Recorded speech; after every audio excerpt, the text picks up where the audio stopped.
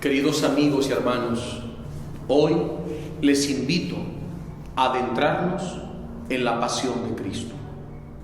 En la reflexión anterior, contemplábamos y acompañábamos a Jesús en el huerto del Getsemaní, en el que permanece orando, llorando y sudando sangre 3 horas de agonía.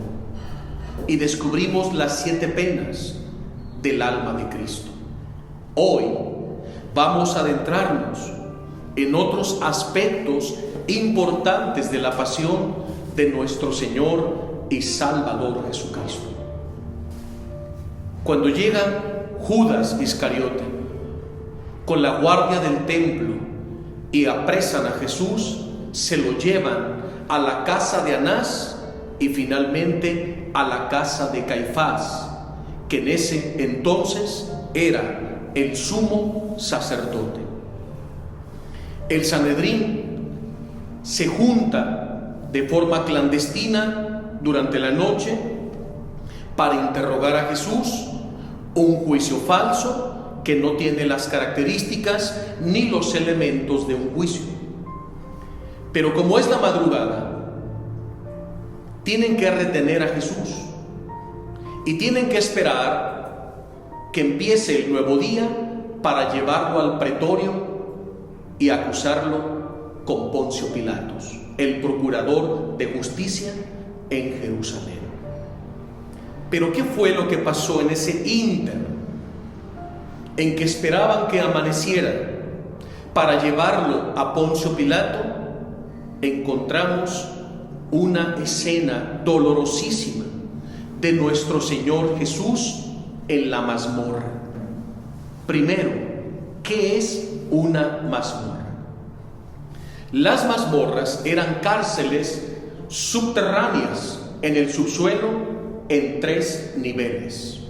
En el primer nivel, bajo tierra, una cavidad, un cuarto cavernoso, se encontraban los presos que esperaban una sentencia. Pero luego había otro orificio en el centro de esa cavidad y bajar otros metros más abajo, donde se encontraba el segundo nivel.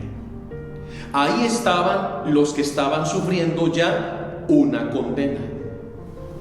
Pero había otro orificio más profundo que daba a una tercera cavidad o nivel en el subsuelo, y ahí se encontraban los condenados, los que ya estaban condenados a morir en la cruz.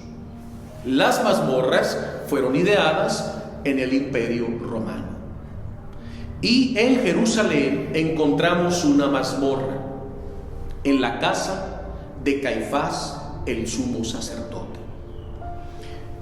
Muchas veces las cisternas que tenían esas cavidades profundas las utilizaban como mazmorras, y eso fue lo que se encontró en las excavaciones debajo de la casa de Caifás, el sumo sacerdote. Se encontró y existe hasta el día de hoy, y se puede visitar, y miles de peregrinos entran y descienden, porque hoy sobre esa mazmorra, sobre la casa de Caifás, al día de hoy la iglesia levantó una basílica que lleva el nombre de Basílica de San Peter en Galicanto, es decir, donde Pedro negó 3 veces al Señor y el gallo cantó, porque fue precisamente en el patio exterior de la casa de Caifás, según lo narra el Evangelio de San Juan, que Pedro estaba calentándose con los siervos y los soldados mientras estaban enjuiciando a Jesús, y ahí estaba San Juan. Desde que ellos entran, la portera reconoce a Pedro y le dice: tú eres uno de los seguidores del maestro, y él niega. Más tarde, cuando se está calentando al fuego, otra criada lo reconoce y le dice: ¿cómo no? Tú eres uno de los seguidores de Jesús. Y Pedro niega por 3ª vez. Y más tarde, otro de los soldados le dice: ¿cómo no? tú eres de los Galileos, seguidores del Maestro. Yo te vi en el huerto del Getsemaní. Y Pedro vuelve a negar por tercera vez: no, yo no lo conozco. Y va saliendo Jesús entre golpes y se cruzan las miradas. Y Pedro siente el dolor de haber negado a su Maestro 3 veces, y en ese entonces cantó el gallo. Por eso esa basílica se llama la Basílica de San Pedro, donde cantó el gallo. Y en la explanada hay una escultura donde se ven unos hombres en torno a unas brasas, todo en una escultura de bronce impresionante. Se ven los soldados, se ven siervos, se ve Pedro, se ven las brasas. Hay una columna rematada con un gallo cantando. Y ahí los peregrinos hacen la lectura de las 3 negaciones de San Pedro. Pero no solo está eso. En el interior, cuando tú entras a la basílica de frente, ya es el primer nivel de la mazmorra. Bajas por unas escalinatas del lado izquierdo a un segundo nivel en el subsuelo y te encuentras otra basílica. Es una basílica arriba, una basílica abajo, y ahí se encuentra la capilla del Santísimo. Y desde ahí puedes ver por un orificio por donde introdujeron al Señor Jesús en el tercer nivel de la mazmorra. Desde esa capilla puedes ver hasta el fondo de esa cisterna convertida en mazmorra. Hoy en 2 basílicas, una encima de otra. Y por otra escalinata del lado izquierdo bajas al tercer nivel. Llegas al nivel de la mazmorra, entras a la cavidad y bajas una escalerita. Y de pronto te encuentras dentro, en el interior de la mazmorra. Y tú levantas la mirada y ves el primer orificio. Y sigues levantando la mirada y ves el tercer orificio, más o menos del fondo de la mazmorra. Cuando tú levantas la vista por esos orificios tubulares por donde fueron descendiendo a Jesús con cuerdas al tercer nivel, te quedas sin palabras. Sientes un dolor, un escalofrío. Es imposible que en ese sitio no sientas la compunción del corazón. Y parece que sin esfuerzo alguno las lágrimas empiezan a brotar. Es tan fuerte entrar a ese lugar. Sientes la soledad, el abandono, la tristeza de Jesús. Pero a pesar de que llegas a la mazmorra, al lugar más bajo, pues está todo iluminado, porque los arqueólogos han puesto iluminación. El lugar está impecable, limpísimo. Pero cuando tú te transportas al momento en que descendieron a Jesús con cuerdas y cadenas, imagínate los que estaban en el primer nivel, ¿a dónde iba a parar sus desechos corporales? Al segundo nivel. Y los del segundo nivel y primero terminaban en la tercera cavidad de la mazmorra. Y ahí, en medio de esa escoria, en medio de ese olor nauseabundo, porque debes saber que una mazmorra solo tenía una entrada y la misma salida. Y cuando introducían con cuerdas al primer, segundo, tercer nivel, luego sellaban con una roca. Y no había ventilación y no había luz. Ni luz ni ventilación. Ponte un momento en el lugar de Jesús. Cuando se cerraba la última cavidad, aquello quedaba sofocado en un hedor nauseabundo y en una oscuridad total. ¿A qué se asemeja eso? A una tumba. Como quien es introducido a una tumba estando vivo. Pero apenas podemos creer o imaginar tanta humillación a la que nuestro Señor se vio sometido por nuestro amor para salvarnos y rescatarnos del pecado. Imagínate aquel momento doloroso cuando dan la orden los fariseos y los sacerdotes en ese consejo de ancianos clandestino, en ese Sanedrín. En lo que amanece, métanlo al tercer nivel de la mazmorra. Cuando tú llegas a la basílica, de un costado hay unas pinturas de granito donde se ve a Jesús amarrado de sus hombros y cómo lo van descolgando poco a poco con cuerdas. Cuando tú entras a la primera basílica, todo está ambientado de una forma impresionante. Cuando bajas a la siguiente basílica, que son basílicas arquitectónicas de una forma majestuosas, pero cuando ves las cavidades y los orificios por donde introdujeron a Jesús, es difícil que los peregrinos ahí no se quebranten y lloren, porque sientes a lo vivo el dolor de Jesús, semejante humillación. Y finalmente Jesús, descolgado entre las aberturas de los niveles, lo dejan en el tercer nivel. Y ahí Jesús permanecerá 3 horas, sufriendo la total oscuridad, el abandono, la tristeza, el dolor de estar dentro de una tumba como quien está vivo. Al entrar hoy en esa mazmorra, experimentamos y sentimos un momento de profundo dolor y de tristeza, que en verdad duele el corazón al ver el estado deplorable y humillante al que sometieron al Señor Jesús. Uno queda asombrado en profundo silencio y oración. Incluso me ha tocado quedarme hasta el final tratando de sacar a los últimos peregrinos,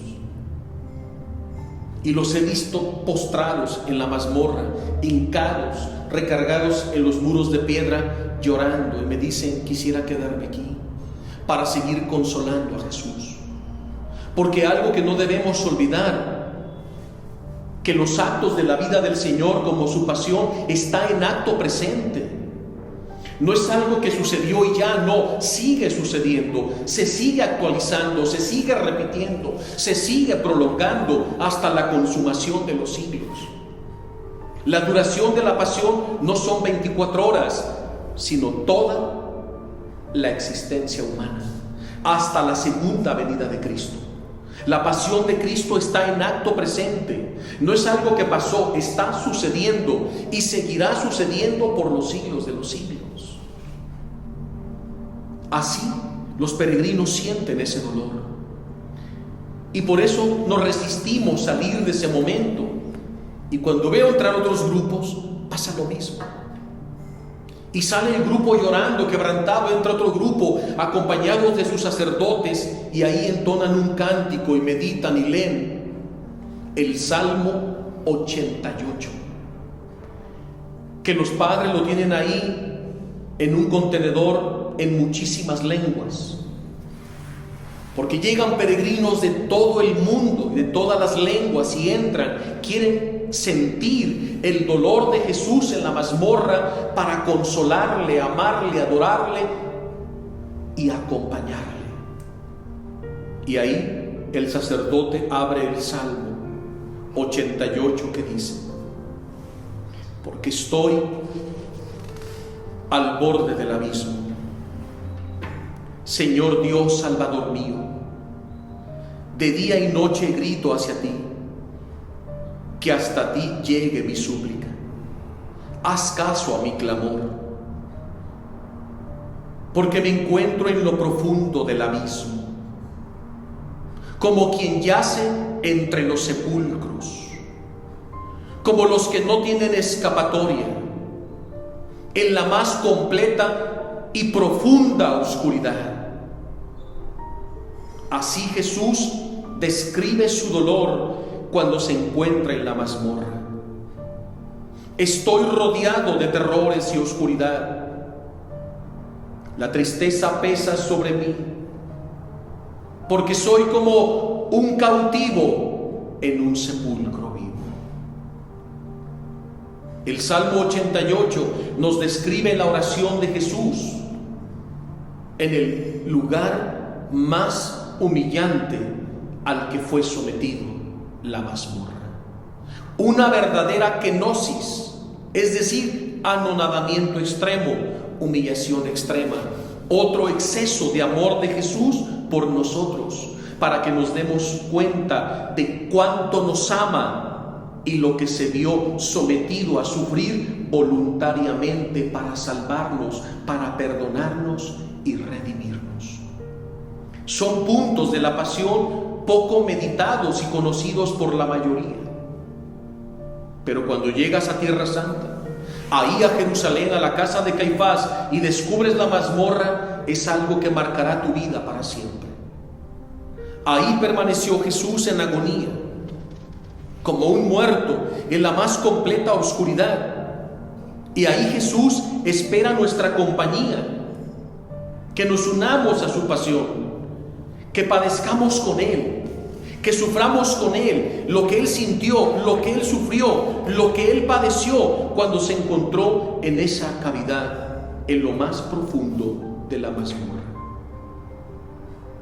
Hoy Jesús sigue viviendo y repitiendo la extrema humillación de su mazmorra, porque cada vez que nosotros comulgamos su cuerpo y su sangre en la Eucaristía, hacemos entrar a Jesús de nuevo, pero ya no en esa mazmorra de piedra, sino en la mazmorra de tu corazón, que está lleno de pecado. Y a Jesús le repetimos la kenosis, pues nuestro corazón siempre está sucio, siempre, incluso cuando estamos bajo los efectos de la gracia santificante, porque siempre somos pecadores, y nuestros labios y corazón son indignos, porque siempre estamos manchados. Porque recibimos a Jesús con labios que no son capaces, porque nuestros labios han mentido, han criticado, han juzgado, hemos herido con palabras, y esas palabras hirientes han brotado de nuestro corazón y a través de nuestros labios. Y he aquí que nuestros labios pecadores están en contacto con la santidad suprema de Dios. Y si Jesús hace 2000 años quiso entrar en la mazmorra y sufrir esa kenosis, esa humillación, ese anonadamiento, lo hizo para reparar todas nuestras comuniones. Todas nuestras comuniones indignas, mal hechas, impropias. Y aun cuando las hagamos de la mejor forma, seguimos siendo pecadores. Y puesto que Jesús padeció la humillación y fue descendido a la más completa oscuridad de la mazmorra, reparó todas esas profanas comuniones para que tú y yo lo pudiéramos recibir con dignidad. Y Jesús está dispuesto a repetir su mazmorra para que te des cuenta de cuánto te ama. Y Él sigue entrando a todas las mazmorras de los corazones de todos sus hijos en el mundo entero. Y lo sigue haciendo desde el pasado, en el presente, y lo seguirá haciendo en el futuro. Así de grande es el amor de Jesús por nosotros. El apóstol San Juan nos dice en su primera carta, capítulo 1, versículo 8: si decimos que no tenemos pecados, nos engañamos a nosotros mismos y la verdad no habita en nosotros. Para que tomemos conciencia que aún en el mejor estado de gracia que nos acercamos a recibir a Jesús, siempre seguimos manchados. Pero a Jesús no le importa, porque Él nuevamente quiere sufrir su pasión en ti para demostrarte su amor y seguirte purificando. seguirte santificando. Así es el Señor. A pesar de que no somos dignos de recibir a Jesús, Él está dispuesto a pagar el precio de la kenosis, de su anonadamiento, de la más extrema humillación. Está dispuesto a repetir su mazmorra porque nos ama tanto que desea venir a nosotros. Desea venir a ti, a mí, a todos. Y no le importa volver a sufrir una kenosis. Desea venir tanto a nosotros para que lo recibamos, para transformarnos, para santificarnos y hacernos dignos de su amor. Pero me detengo y te pregunto, ¿habías reflexionado en esto? ¿Alguna vez le has pedido perdón al Señor por esto? ¿Alguna vez le has agradecido y le has alabado y adorado por este exceso de su amor por nosotros? Para que nos demos cuenta de cuántas cosas ignoramos de su pasión dolorosa. Pero hoy Jesús quiere que conozcas el trago amargo al que se vio sometido por amor a nosotros. Y lo hizo por amor, y lo hizo por convicción, y lo hizo consciente, y lo vuelve a hacer, y lo sigue haciendo para convencernos de amor. Por eso cada vez que comulguemos, no se nos olvide invitar a la Virgen María, para evitarle y suavizarle y mitigarle esa humillación de que entra Jesús en la mazmorra de nuestro corazón. Si invitamos a la Virgen a que nos ayude a recibir a su Hijo con sus labios purísimos y su corazón inmaculado, Jesús estará más contento.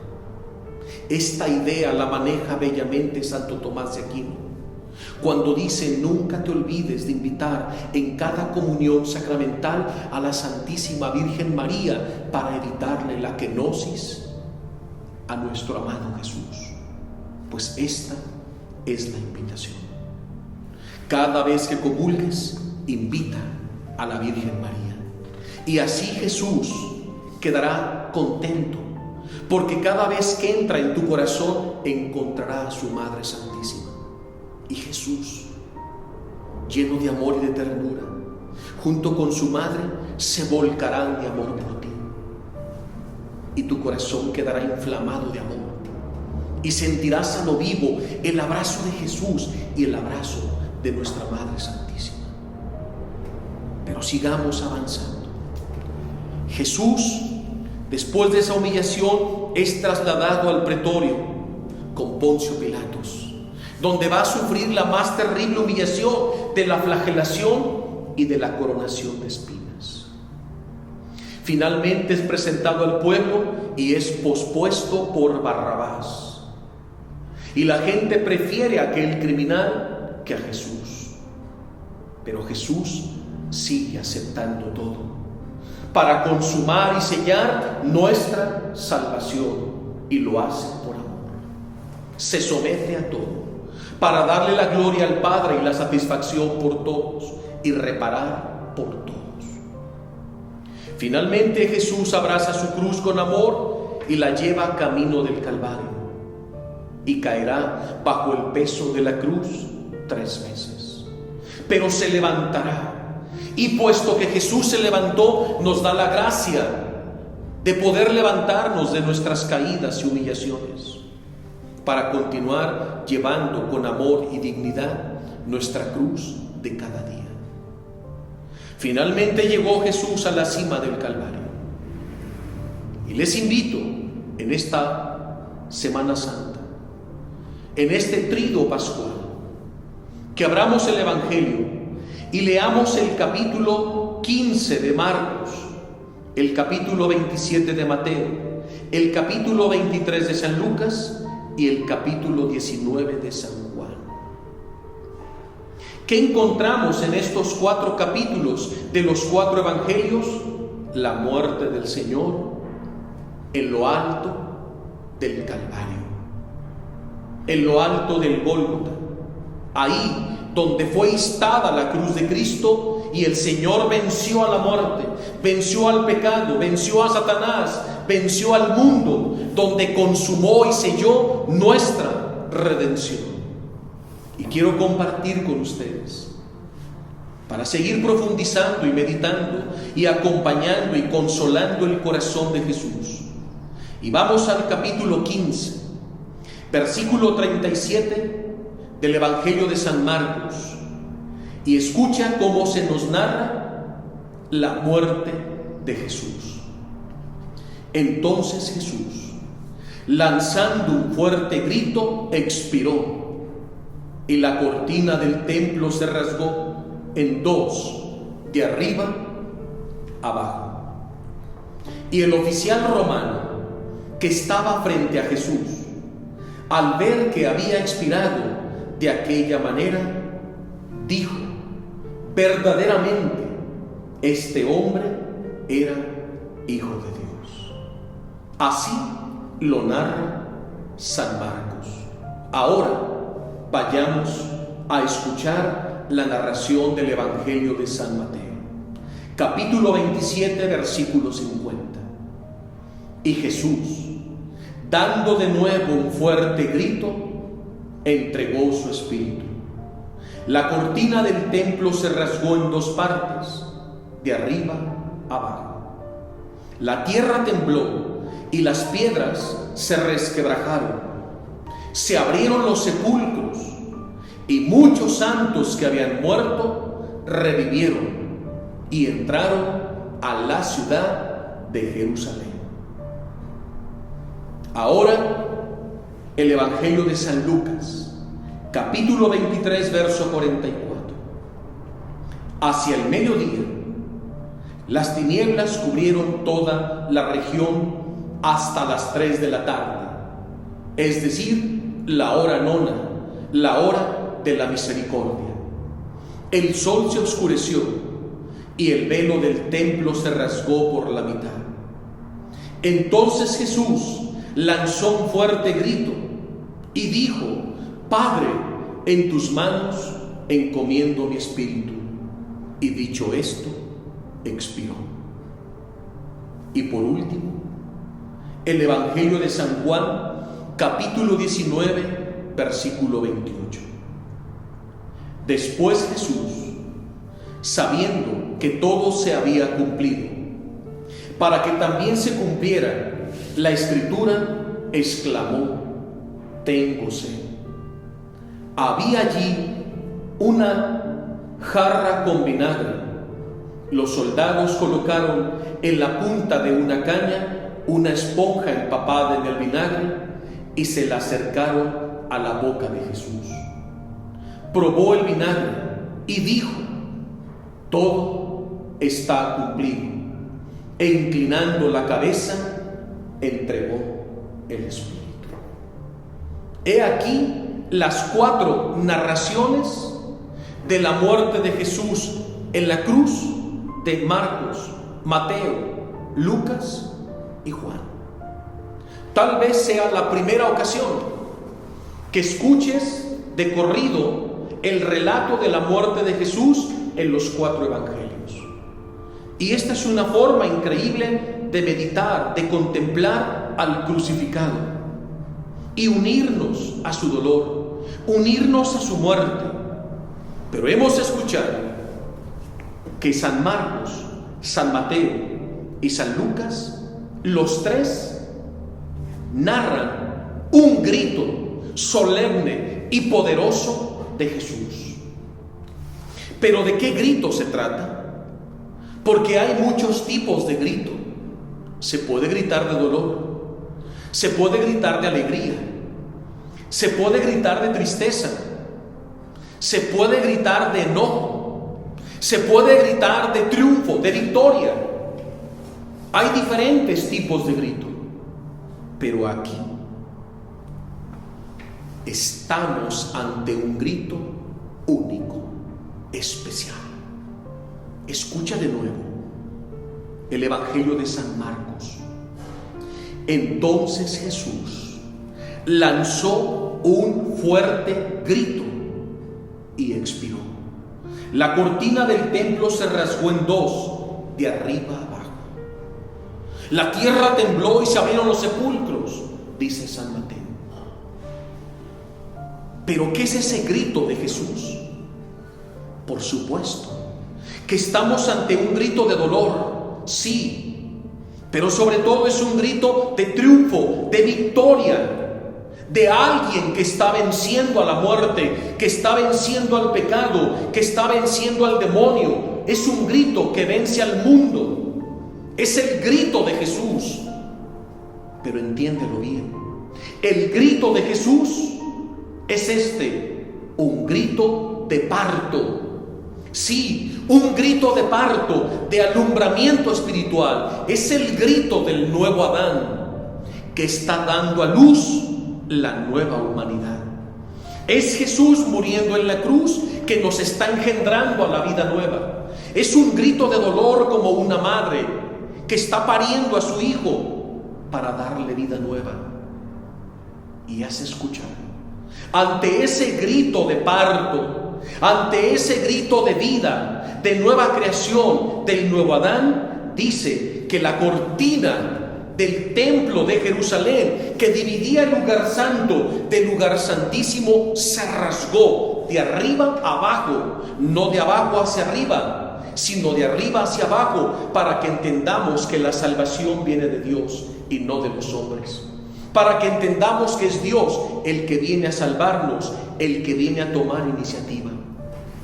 Pero ¿qué era ese velo que dividía el lugar santo de la presencia de Dios? Era el pecado, que nos impedía tener acceso al Padre. Ahora viene Jesús y lo desgarra, como se desgarra el vientre de una madre para dar a luz a su hijo. Y ahora ya no hay más velo, ya no hay más división, ya no hay más barrera. Gracias a la muerte triunfante, mediante ese grito de parto que Jesús nos da luz a la vida nueva, tenemos libre acceso a nuestro Padre Celestial. Ya no hay más separación, ya no hay más barrera, ya no hay más estorbo, porque Jesús ha rasgado el velo, como se rasga el vientre de una madre que da luz a su hijo. Es un grito de parto, es un grito de alumbramiento, es un grito de nueva creación.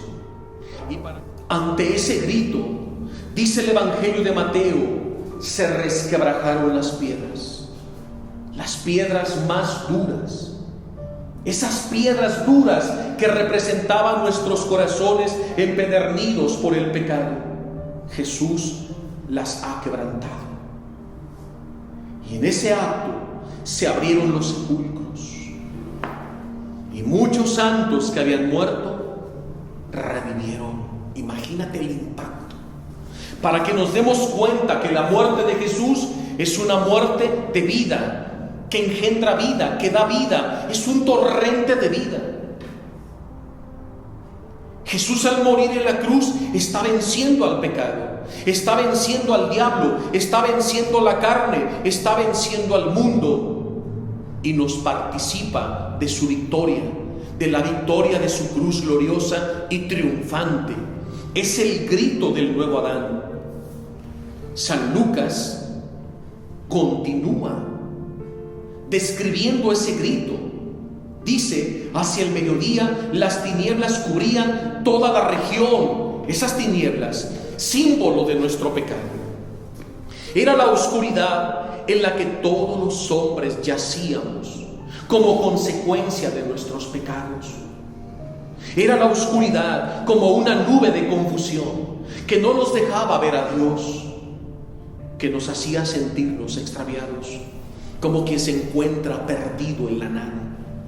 Pero Jesús va a disipar con ese grito de luz, con ese grito de vida, de triunfo, de parto, de alumbramiento, las tinieblas, para hacernos volver a la luz verdadera.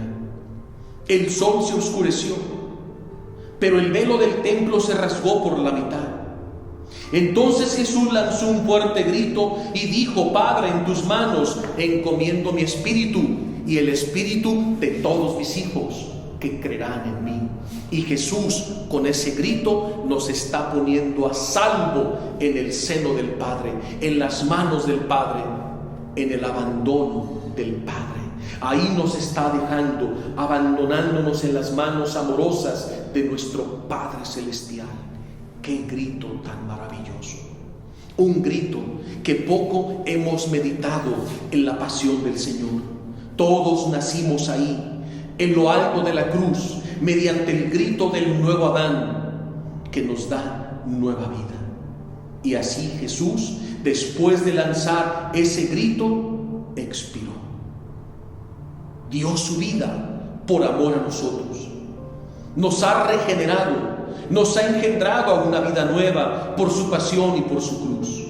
Y luego, San Juan, después, Jesús, sabiendo que todo se había cumplido, para que también se cumpliera la Escritura, no solo un verso de la Biblia, toda la Escritura, porque en Jesús se cumple todo, no quedó nada sin cumplimiento. Para que también se cumpliera la Escritura, exclamó: tengo sed. Pero no sed de agua. ¿Te has preguntado qué es la sed de Jesús? Jesús tiene sed de ti. Tiene sed de salvarte. Tiene sed de redimirte. Tiene sed de perdonarte. Tiene sed de liberarte, de sanarte, de darte vida nueva. Tiene sed de gozar de ti. Tiene sed de llevarte al Padre. Tiene sed de llevarte a la patria celestial. La sed de Jesús es sed de cielo. Tengo sed de ti. Tiene sed de almas. Esa es la sed. Y Jesús, con esa sed, nos está poniendo a salvo en la gloria del Padre. Los soldados no entendían. Había allí una jarra con vinagre. Los soldados pensaron que tenía sed, y por eso en aquella esponja clavada en la punta de la lanza se la acercaron. Pero Jesús no se refería a esa sed, sino a la sed de nosotros. Sed de salvarte, de sanarte, de perdonarte y de liberarte. Y Jesús, mirando a su alrededor y viendo que todo se había cumplido, inclinó la cabeza en señal de reverencia a su Padre. Porque Jesús en la cruz está ofreciendo al Padre el acto de mayor obediencia que se le puede ofrecer al Padre. Por eso inclina reverentemente su cabeza ante la presencia de su Padre, como una actitud de quien ha cumplido todo. Todo está consumado, todo está cumplido. La salvación está hecha, ya no hay marcha atrás. La iglesia ha sido fundada, los sacramentos han sido fundados, la jerarquía de la iglesia ha sido fundada, la palabra de Dios ha sido entregada. Jesús ha salvado, ha redimido, ha perdonado, y nadie ni nada puede dar marcha atrás. Todo está cumplido. E inclinando su cabeza, entregó su espíritu, y junto con su espíritu nos entregó al Padre, pero también nos entregó su Espíritu Santo. ¡Qué forma de morir tan gloriosa y victoriosa! Venciendo a Satanás, venciendo al mundo, venciendo al pecado, venciendo la carne y otorgándonos el don del Espíritu Santo. Jesús lo entregó todo por amor. No se quedó con nada. Se donó, se entregó, nos dio a la Virgen, nos dio la redención, nos dio el perdón, nos dio la iglesia, nos dio los sacramentos, nos dio su Espíritu Santo. Todo lo entregó. Así de grande, así de gloriosa, así de poderosa es la pasión y la muerte en la cruz de nuestro Señor Jesucristo. Por eso, yo les exhorto a que leamos completo el texto de la pasión de Jesús en cada uno de los 4 evangelios, de tal manera que cuando llegue el Jueves Santo, Viernes Santo, Sábado Santo y Domingo de Resurrección, nuestros corazones estarán encendidos, estarán preparados para vivir una pasión diferente, con un nuevo sentido, porque la meditación de la pasión enciende el corazón. Y muchos llegan a la Semana Santa y están con su corazón frío, apagado, como un témpano de hielo. Pero nos perdemos de tantas gracias. Por eso estamos anticipándonos para compartirles un poquito de esta reflexión, para que surja en tu alma, en tu corazón, el deseo, la motivación de meditar antes de que llegue los días santos, antes de que llegue el trido pascual, que tu corazón ya esté preparado y purificado por la escucha de la palabra de Dios. Así vas a encender el corazón de tus hijos, de tu familia, de tus parientes, de tus amigos, y viviremos los oficios santos en nuestras parroquias de una forma renovada, y nuestro Señor Jesús quedará complacido. Porque ve cómo nos hemos venido preparando, meditando la pasión desde el Getsemaní, desde la mazmorra, ahora desde lo alto de la cruz, escuchando la forma gloriosa en la que Jesús muere y nos dona la salvación, y así apuntar al trido pascual, lo más álgido del calendario litúrgico de nuestra iglesia. Así haremos morir al hombre viejo, y así nuestras almas y corazones estarán vivamente preparados para celebrar la frescura de Cristo resucitado ese domingo glorioso, ese domingo de resurrección. De otra manera, serán días disipados, días de vacaciones, días de olvido, días de recreación, y nos perderemos las gracias, las delicias de meditar la pasión, acompañando a Jesús, adorándolo, consolándolo y uniéndonos a Él con nuestras penas, con nuestras enfermedades, con nuestros problemas, para colaborar en la salvación de más almas.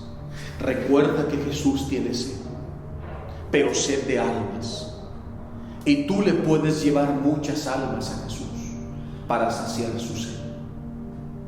Te lo pido, no lo dejemos solo. Organicemos un programa, organicémonos como familia y vivamos intensamente los oficios santos esta próxima Semana Santa. Que sea en verdad una semana mayor, inolvidable, en la que nos prepararemos para acompañar a nuestro Maestro Jesús, y servidos de reflexiones, meditaciones y del texto bíblico, nos adentraremos en estos lugares de la pasión de Cristo. Mis queridos hermanos, muchísimas gracias y que Dios los bendiga. Te invitamos a que sigas al Maestro dando clic al botón rojo suscribirse que se encuentra abajo del cuadro de video. Después pulsa la campana para recibir nuestras noticias. Conoce más nuestra misión en nuestras redes sociales FIA TV. Acércate a la palabra de Dios. Soy el maestro Pepe González.